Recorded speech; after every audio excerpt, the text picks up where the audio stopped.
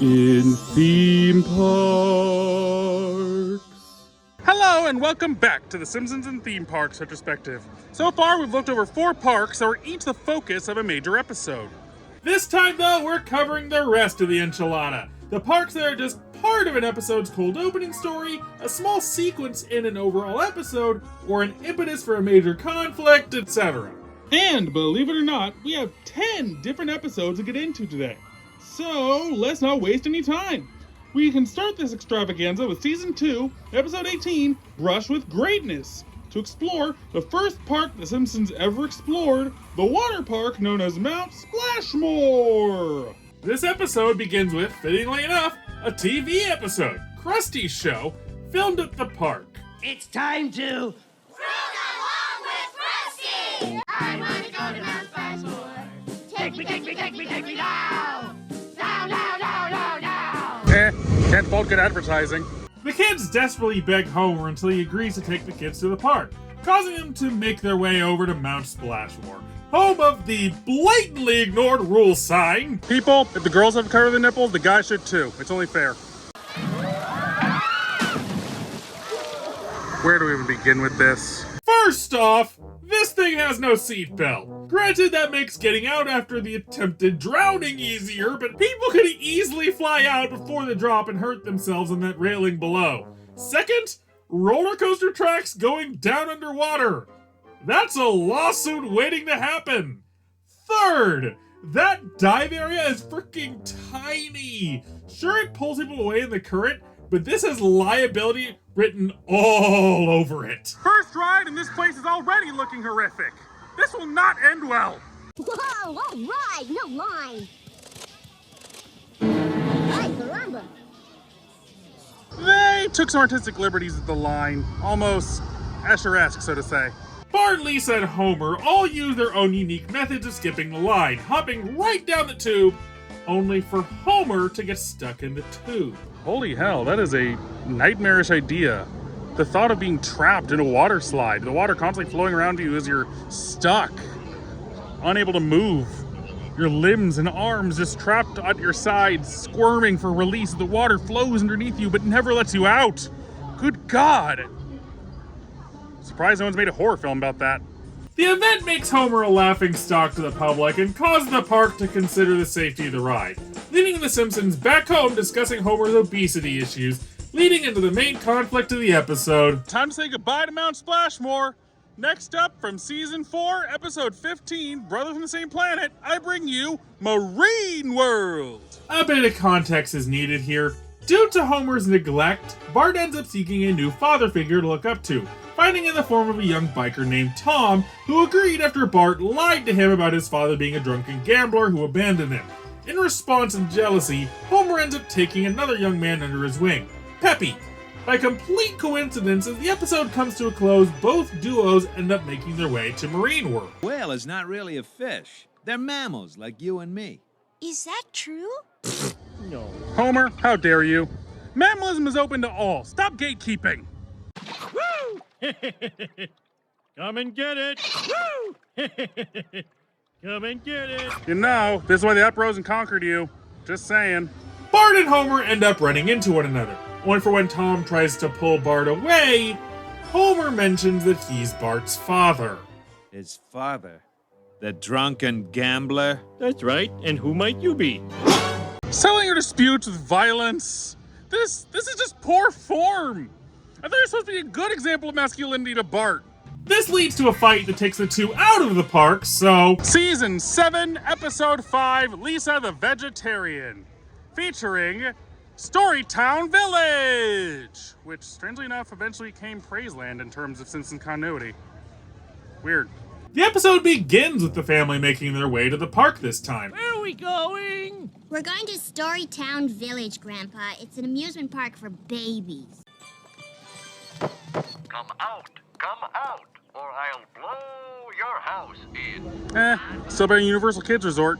At least this place has animatronics. Somebody's been sleeping in my bed. Well, I'm sorry, but it was 150 degrees in the car. After how hot this summer has been, I don't blame you. There's a reason I'm a winter creature. La la la la la la la la la la la la la la la la. So long, Dang, looks like training day came early. You knew what you were getting into when you clicked on the video.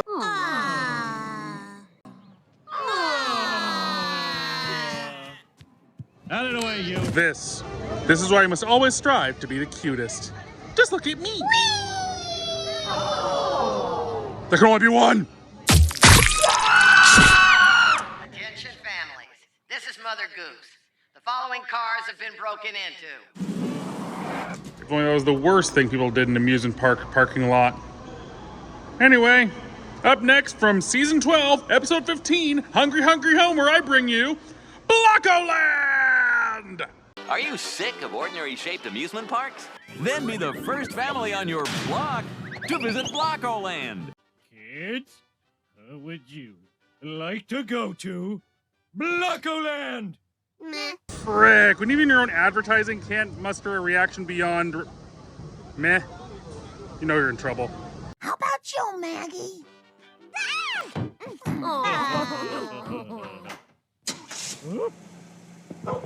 Maggie, no! Darn, this Baby Driver remake is a lot more literal than the original. I am a washing machine. Do what I say. Oh sure, you may laugh now, but just you wait. When laundry machines rise up and they become the dominant race, then we'll see who's laughing.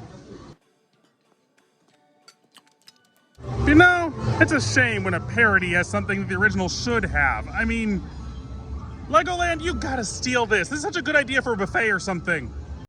I get it. Everything's made of blocks. Ow! Hey, boat 28, stop splashing. Uh-oh. Just, that joke is perfect. No notes. Oh, why did I get this Lego shirt? Don't you mean Blockco shirt? Right, right. Careful, Bart, you almost lost your parody proxy status. Would you really want things to go like they did with Epcot again? It turns out that Lisa's Eiffel Tower model that she got as a souvenir is missing a piece, forcing the family to turn back to the park and get it fixed. Getting people to pay for parking twice? Clever move, Blockco Land. Clever move. Hey, tough luck, pal. You can't fight the souvenir industry. We're too powerful. But before I go, I'm gonna give you a little souvenir of my own. The fact that Universal isn't selling those is truly a crime. Just saying. Anyway, next up from season 19, episode 4, we have I Don't Want to Know Why the Caged Bird Sings, featuring Plaster Mountain! This also requires some context. Marge ends up a hostage in a bank robbery. The robber, Dwight, is convinced by Marge to stand down in exchange for visiting him in prison. Marge fails to keep her promise though, causing him to escape from prison to visit her. He ends up sneaking into her car and forcing her to drive at gunpoint. Drive to where exactly? Why, the park in question, of course. A flat ride about a comic made by a right-wing whack job. Great start. Can you please give me the day my mother didn't? Okay, this episode was released in 2007, 6 years after the horrible event that caused theme parks to have a bunch of security gates. So, how do you get that passed? Chief, I think we got a hostage situation over there. Can a man spend 1 minute with a stuffed monkey? Wow, add that to the amazing out-of-context lines list. Still doesn't beat number 1, though. Quit imposing gender on our meteorite bear monster.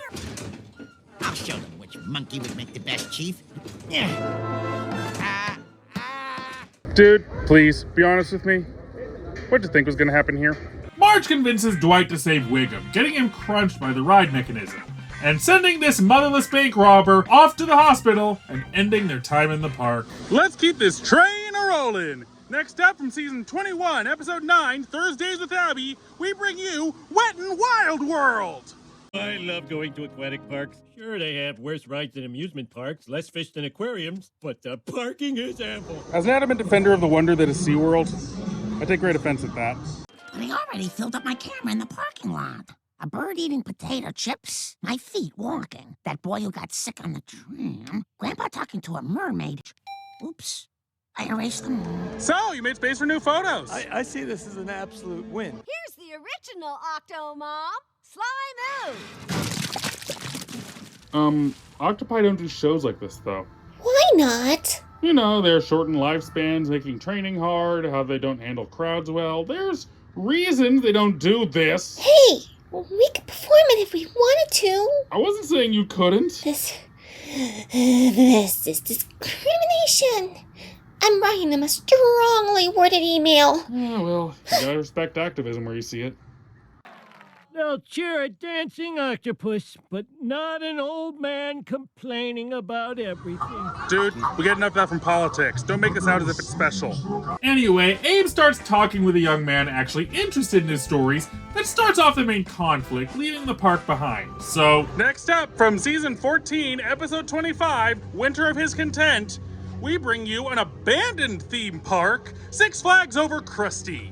Context is needed once again. After a moment of humiliation for Nelson, Bart ends up standing up for the guy. This causes Bart to be invited into the official bully collective, joining their clique. However, a meeting is called by the head of the bullies, Chester.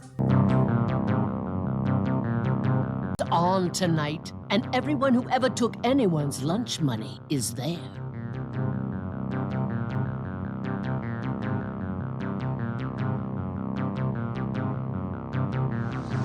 If you couldn't tell, thanks to either ignorance or stupidity, then this is a parody of the 1979 film The Warriors. So, if you see guys with glass bottles, run. Why are you doing this? Because I don't want to sit around like Prince Charles waiting for the Queen to die. Well, this came out in March of 2018, so only 8 more years to worry about. Chester is shot with the slingshot, the shooter blaming Bart and the other Springfield Elementary bullies for the event due to the perp using Bart's slingshot for the deed. We're gonna have to jump for it! Oh, well. Looks like you and me may be up here for a while, huh? Mo, you're being a creep. Stop that. Anyway, the bullies escape the park, so time for us to escape the episode. Next up, from season 26, episode 10, The Man Who Came to Be Dinner, we bring you Disneyland! Which, considering how they handled Epcot, is concerning. Are we there yet? Are we there yet? No. Are we there yet? No. Are we there yet? I said no. Are we there yet? What's wrong with your ears? Okay, we're there, finally. Are we there yet? Are we there yet? Huh? Are we there yet? Are we there yet? Dang, even children are getting automated out of their jobs. This industry is cutthroat. We get a short montage parodying the common practice of theme parks having parking far separate from the park entrance, requiring trams and other transportation to reach the entrance. Yet another way that Universal's the GOAT.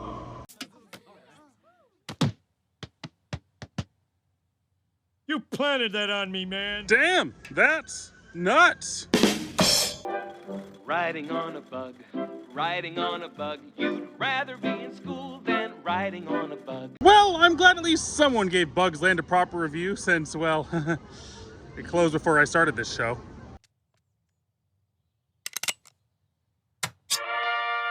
Okay, this time you have no excuse.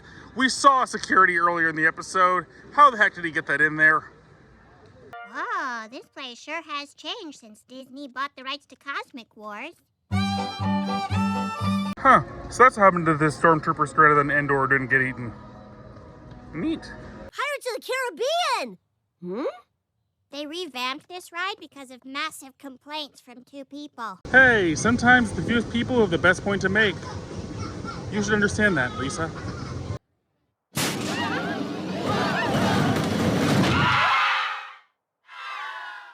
Still better than Universal Hollywood's drop tower. They don't have one! Exactly! There! Damn, a bit early in her Doomsday tie-in, huh? The ride, however, turns out to be a trap, being an actual spaceship that kidnaps the family out to space to lead to the main plot, ending our time in the park. Funny enough, though, fans have to wait long for the next theme park appearance, as, well, one appeared in the very next episode, season 26, episode 11, Bart's New Friend. The premise of the episode leading up to this is that Homer ends up hypnotized and mentally regressing back to a 10-year-old. Thus, during this time where the two are interacting at a similar age level, Bart takes him to Itchy and Scratchy Land! What the hell is this place doing open again? You'd think causing a robot apocalypse would be grounds for shutting the place down. Shows that I know. Hold on! Is that Micah the bot from MST3K? I take it all back, this park is amazing. Sure, they endangered some people. Sure, they have a terrible idea with that Parents Island crap. And sure, they caused a robot apocalypse. But who cares about that when you can ride with the cast of Mystery Science Theater 3000? Sign me the heck up! Well, we've returned to Itchy and Scratchy Land, which means you'll have to pay again. You see, this is what hand stamps are for. You could have saved a lot of money if you just inked up, my dude. You should have used FastPass. FastPass can't solve everything. Spoken like a kid who's never lived in a non-FastPass world. And now, FastPass is a thing of the past, replaced with Lightning Lane. Maybe that's why things suck now. Before you fix him, can you change one little thing? That's the only thing you want changed. Everything else about him is perfect. Yes. Ugh, where were you when I was straight? Wow, that joke is so wrong on so many levels, but so right on so many levels. Just the contradictions, man. Frack! Ugh. I'm gonna go think on this a bit. Homer has returned to his adult self and the family heads home for the day. So, on to the final episode of this little extravaganza. Season 27, Episode 4, Halloween of Horror. It's time to get spooky. Fun. As that name might suggest, this time we're looking at a seasonal haunt attraction for Krusty Land, in the veins of events like Knott's Scary Farm or Halloween Horror Nights at Universal. And of course, they called it Halloween Horror Night! Real class act. Way to steal from your park host, guys. Have you no shame?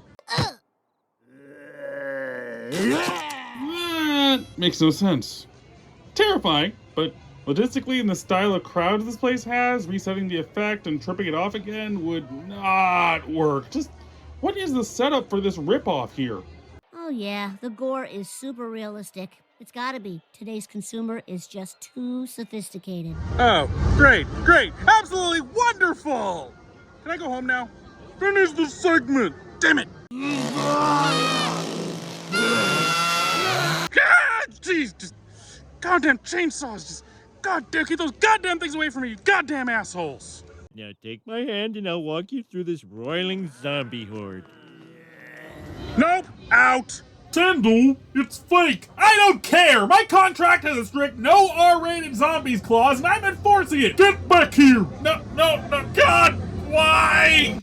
Sir, looks like we've got a scaredy pants situation here. Shut it down. Shut it all down. Shut the whole damn thing down. Attention! Bring all laughter and exhilaration to a complete stop. This is why the no boo for you style lanyards are important. So that people can have a way to relax and rest between scares if needed, instead of constantly being bombarded in the atmosphere. Also, shutting down the whole event for one scared kid? How ridiculous. And that's the end of that. Yeah, after this, the family heads home, using the events of the park as the impetus for the conflict of the rest of the episode. So... And with that, we've explored every theme park sequence in this series, and whew, what a wild ride it's been, huh? Thank you for joining me for this insane retrospective. Now, don't forget to like, comment, and subscribe. And I'll see you next time for more mockery and tomfoolery.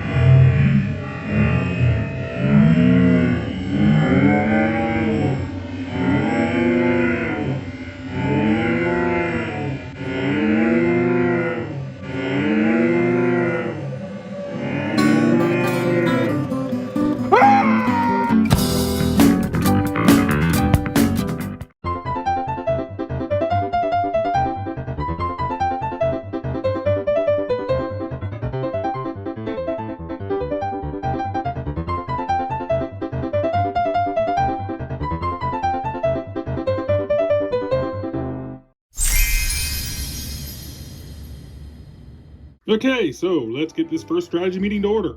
What do we know about our most likely opponents here? Well, for Cat, it would seem that Riseno's algorithm's predicting you'll be up against the interdimensional thief, Igor Vali. Igor Vali? What's his deal? According to my research, him and his wife Elizabeth Vali are a duo of, well, interdimensional thieves. They travel across the multiverse, stealing from the rich and escaping into the next one when things get too hot. It's because the two of them are both from different dimensions that they can travel together between them so easily. Sounds like they'll probably gravitate towards some kind of stealth challenge. A big mistake on their part if they do. As for Tendo, your first opponent is a mercenary gunslinger from Olympios. He goes simply by the name Alvin. Gunslinger, huh? Given both our skill sets, we'll probably end up in a marksmanship challenge. I'd better use the holodeck to train up. Well then, it sounds like we have a plan. We best be prepared. Greetings, explorers! Please take the time to like this video, subscribe to the channel, and click the bell for notifications for when new videos come out. If you'd like to support our adventures, you can check out our Patreon or purchase merch from the link below in the description. Thank you for watching, and have a magical day.